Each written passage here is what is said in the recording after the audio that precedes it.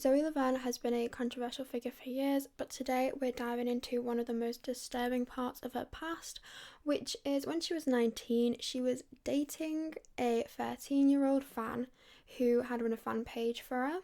Now, this fan, Connor, has come forward in a full YouTube video speaking on his side of the story. Since I've covered Zoe Laverne on this channel before, as well as Connor's TikTok, I wanted to take a deeper look into the full video he recently released. Along the way, we'll examine parts of Zoe's past that are relevant to these allegations, revealing just how messed up Zoe's life actually was in these couple months that she was messing around with this 13-year-old. So Connor starts off with talking about how he tried to share his story on TikTok, but the videos keep getting taken down, which TikTok has some crazy weird censoring, because how are you keeping these predator pages still up? Like, why is Zoe's page still up? Why is James Charles's page still up? But you are stopping the victims from speaking out? Like, make it make sense. It starts off by saying that he started off as a Zoe Laverne fan page, and through that he kind of transitioned into having these group FaceTime calls with Zoe Laverne. So there would be a bunch of fans in a FaceTime or like an Instagram video call, and then from there they started having one-on-one FaceTime calls. Keep in mind at this point he was 12 and Zoe was 18 to 19. I had a fan page on Instagram. I was a very big fan, and I spent a lot of time just making dumb edits and trying to get her to, I guess, just notice me as a person. And eventually she did. We shared a lot of mutual friends through just simply like through fans that she would speak to. I would then start FaceTiming her, always in group calls, and slowly it just started sectoring off to more private calls. Now, this sounds super weird that an influencer would be spending time FaceTiming fans so often, but then I actually do want to remind people that Zoe Laverne would actually live stream arguments with her then boyfriend Cody Orlove, and this was a super regular occurrence for them. You said that Drake came onto you, Yeah. but you went on to Drake. Yeah. Drake didn't come on to me, but he said that he did. So the parasocial relationship was very strong with her and all her fans.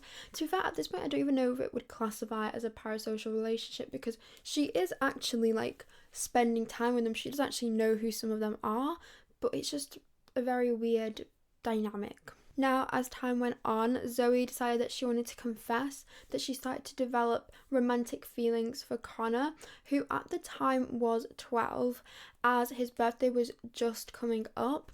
She did this over FaceTime call, and keep in mind, Zoe at this point was still in a relationship with Cody. Then Zoe and Cody Orlove break up. Now, Cody and Zoe have a history of being on and off, but since this was around Connor's birthday, which is in May, I'm assuming that this was the breakup, which involved leaked audio of Cody allegedly hitting Zoe. Cody did respond to this, and basically the pair just stayed broken up after this. This was like the off to end their relationship. There was no more on and off. Zoe, to kind of get over this breakup, gets her friend Amber to drive her to Pennsylvania to go and see Connor. She tells him that, oh, this is just for a week, and then her and her friend Amber decide that they're actually going to move there. They're both fresh out of relationships, so why not? They need a change of scenery, but this is also really bloody weird, because I want you guys to keep in mind that Connor at this point is 13. Zoe is 19. Zoe is also in a position of power because Connor is a fan of hers, not just like a regular fan either. He literally runs a fan page, and so he clearly looked up to Zoe or idolized her. And now him and Zoe are starting to get closer. Zoe starts to actually isolate him from his family, which it sounds so silly, like why didn't he realize this or whatever, but this is a 13-year-old child who is getting to spend time with somebody that he is like a fan of. This is crazy to him, so of course he's going to isolate his family to kind of just keep this relationship going, to keep this dynamic going. She had moved here and started slowly and slowly like sectoring me off, sectoring me away from my friends, my family, my brothers, like people I would naturally hang out with, which then my parents started having an alarm that something was not right here. Now again, at the time, since I was a very big fan, I was very I was very caught up and excited over the fact that this girl was living here. Because of that, I think I just chose not to really focus on what was actually going on and what was actually happening, but instead I was just more so focusing on like, wow, this is crazy, I can't believe this is real. This is also the point at which there was some physical affection happening. Zoe would kiss Connor and he would just kind of let it happen, which that's not really consent. And either way, even if he did want to kiss her, he cannot consent anyway because he is 13. She is 19, he is 13. And age of consent is 16 in Pennsylvania. Zoe was also aware that this was wrong and would actually cry to Connor about it. One thing that I really want to highlight on is that she knew very much so well what she was doing. She would cry several nights and have fears that people would find out and would say, if people find out about this, I'm going to go to jail. And she's still proceeding to continue to have a relationship with me. Yet she still forces herself onto Connor. Now, in around July, I was at her house one day and she would engage in like sexual conversations with me through text that obviously in the time I felt kind of awkward. I didn't really directly know how to respond, and I kind of would entertain it back. But again, it came down to I never thought things would progress to this level. I always knew that this girl still had a career at the end of the day, and I never thought she would do anything serious to jeopardize that. I was at her house and we were just sitting there in her room, and she kind of just thrown herself on top of me and asked me, "Are you ready?" And I instantly knew exactly what she was referencing, and my heart was literally beating so fast, and I was like just kind of silent. She said straight to my face, "Oh, I can, like, are you sure you're okay? Like, your heart's beating really fast. Like, are you sure?" And I did say yes. At the end of the day, I did say yes. I also just want to say that even if he did say yes, this is not legal. This isn't normal. He's 13, he cannot even give consent. Like I said, age of consent is 16. And I want you guys to just think about how many stupid things you did at 13. I sure did a lot of stupid things at 13.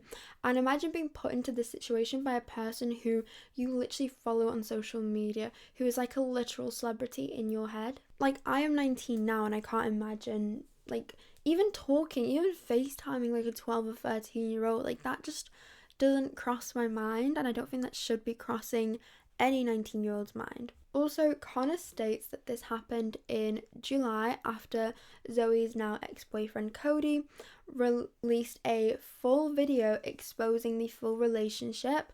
He touched on the physical abuse allegations and then proceeded to speak about the relationship he had with Zoe.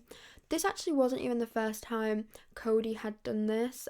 He actually exposed Zoe to be a terrible person before this last breakup, but obviously they were teenagers, they kept getting back together. Now, you may be wondering, why am I bringing this up? Well, Zoe is literally in the middle of drama online, and instead of like self-reflecting for personal development or anything like that, she decides to R-word a minor, knowing that this was wrong because Connor himself has come out saying that Zoe would be worried about people finding out because obviously this is not good, this is illegal. Now, when this whole situation was exposed, which by the way, this was kind of confirmed by Zoe's own Finsta account, I'm pretty sure photos and videos got leaked from her Finsta, which is mad. I am convinced this girl has 2 brain cells and one of the brain cells is trying to eat the other one, because she posted these incriminating photos onto her Finsta. She cried to Connor being like, "I hope nobody finds out," and then posts these photos on her Finsta. Connor was questioned by the police, but he didn't go on to give a full testimony, and the police had just made him answer any yes or no questions. I've touched on this in my other video because I feel like the biggest victim blaming thing people say is, "Oh, why didn't they go to the police?" or, blah, blah, blah, blah. At the age of 13, being questioned, even if you are the victim, even if you did nothing wrong, it is scary. And we're also kind of raised being told that we do not want to be in a situation where we're being questioned or like interrogated by the police in any situation. So of course at age 13 you're not going to open up and tell them what is actually happening. And he explains the process that he went through. I had to bring my devices for them to be searched, and they had told me that they believed what I was saying and did not search my devices. Now, at the end of the day, again, I did not have some testimony of some whole story made up of, no, this didn't happen, here's why. I just shook my head no, and I replied with yes and no. They then documented that they had searched through my belongings and found no evidence of anything, no worries, no concerns, yet my devices were never not once touched that I can solemnly swear on. Connor then in his video goes on to speak about Amber Vanpelt. At the time, she was very close with Zoe, they were literally best friends, and she also seemed to be close relatively with Cody, who was Zoe's ex. I think they were mostly just close because they hung around in the same like friendship group, friendship circle. And this is kind of what blew the lid off this whole situation, because Amber had sent Cody Instagram DMs, which are on the screen. I covered these in my Zoe Laverne deep dive if you do want to know more about the situation. But these DMs were leaked when Cody's Instagram was allegedly hacked. This basically exposed Zoe to a new level, and we already knew that she weren't the best person because a lot of people, including her ex, had come out saying, hey, Zoe treated me really badly. But oh god, did no one think it could be this bad? One of the messages says, now that I left Zoe, she has both her parents thinking I'm some horrible person that just did her so dirty, all while Zoe is 19, by law engaging in pedophilia with a 13-year-old, which is the only reason I left. Connor does actually speak on this whole situation, and I will insert what was actually happening behind the scenes as told by Connor. Is because her best friend Amber had quite literally just up and left her here. Now, Zoe did not have a license. She was in the state living with Amber. Anytime that we would go anywhere, Amber was the driver. Amber had the car. Amber was the driver. She had a license. Zoe did not have a license. Therefore, when Amber started to catch on and find out more about what Zoe was actively doing with me, she had a talk with both of us and said, more so to Zoe, if you continue to do this, like, I need to leave. I can't be in this situation. I'm disgusted. I'm uncomfortable. And now that I know that you slept with him, I can't, pursue this, whatever. Amber had left and went back to Indiana, and shortly after that, she did end up coming back to simply drive Zoe back home because she had realized Zoe was still persisting with things. Now, during this time, again, it made it a lot harder for me to feel distance from her because she was literally following me everywhere. She would not leave me be alone at really any times. I would go and hang out with my friends that were my own ages to the mall.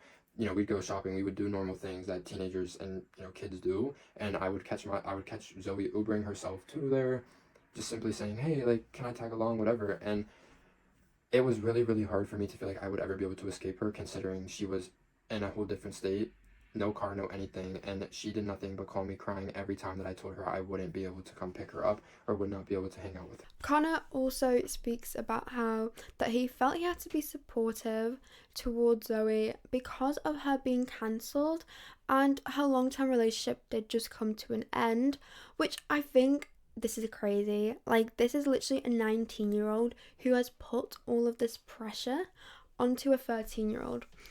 But also, like, he felt guilty that he wasn't being supportive towards Zoe. And I think it just shows how manipulative she was in this whole situation and just how codependent she was, because she would not let Connor have any time alone, and clearly this girl also could not spend any time on her own.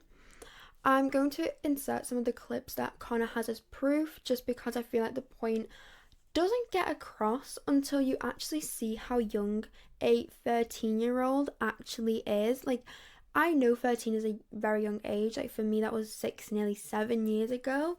But I don't actually remember, like, how little and how childlike you actually are at 13.